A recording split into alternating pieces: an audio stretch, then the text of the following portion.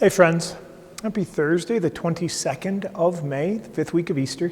It's nice to be with you. I'm Father Bill Hill, priest at Holy Spirit Catholic Community in Rock Springs, Wyoming. I'll share with you a reflection on the daily reading. The readings are linked below. Click the link, read the readings prayerfully, and then turn off the screen. Spend some time with God before you move on to other things. We have a reading from the Acts of the Apostles and from the Gospel of John. The Acts of the Apostles, we've been hearing the last couple days about the argument that arose among the first generation about whether or not Gentile converts needed to follow all of the law of Moses to be circumcised for the males. They've prayed into the matter. They've evaluated it. They've discussed. Now we have two speeches, one from Peter and one from James, both of them apostles. Peter, associated more with the group that would share the good news of Jesus with the Gentiles without needing circumcision in the law of Moses. James, who traditionally is associated with the circumcisers, right? So, I would invite you just to pray with it and to see what arises. But towards the end, one, James is open to receiving the Gentiles into the church, trusting that the Lord is working in this way, even though he'd previously been opposed to it.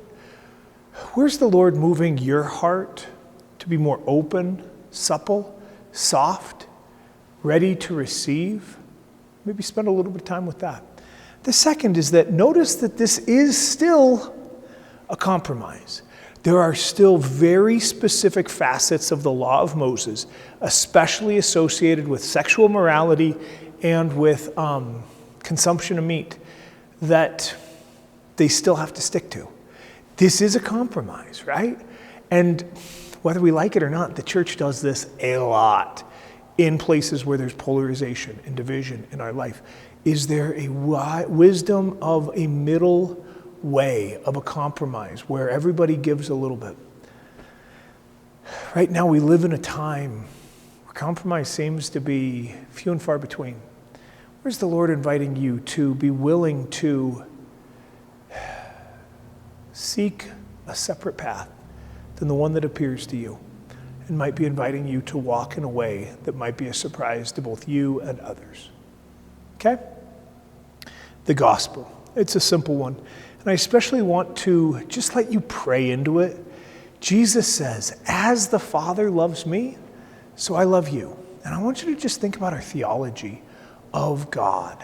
You know, God the Father, the Son, the Holy Spirit. That from all eternity, the Father has absolutely loved the Son with everything, holding nothing back, complete self-emptying. And the Son receives that and then gives it back to the Father.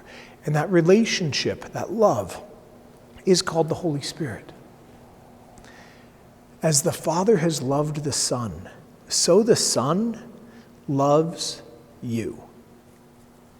And can we just be in that place for a little bit, not worried about the to-do list, about our own shame or weaknesses or the reasons that we don't think that we should be loved, but can we just allow ourselves to be loved by Jesus, who is loved by the Father? All right, friends, remain in the love of Jesus. Read those readings, turn off the screen, spend some time remaining in the love of Christ before you move on to other things. Happy Thursday, y'all.